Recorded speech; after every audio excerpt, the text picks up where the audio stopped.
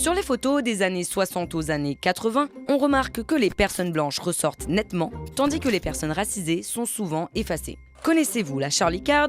À l'origine de ce phénomène. C'est dans les années 50 que la photographie en couleur se popularise. L'entreprise Kodak est alors le leader du marché et transmet au laboratoire photo une image à laquelle se référer pour l'impression, la fameuse Shirley Card.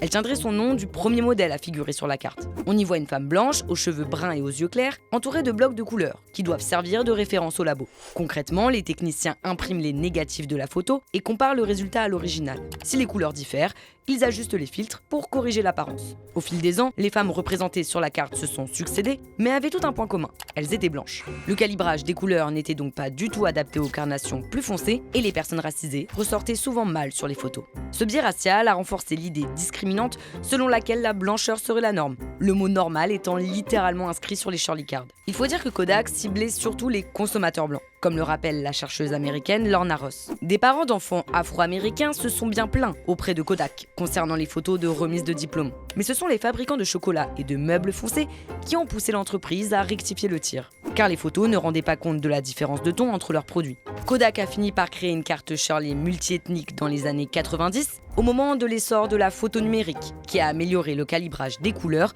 même si des biais raciaux persistent.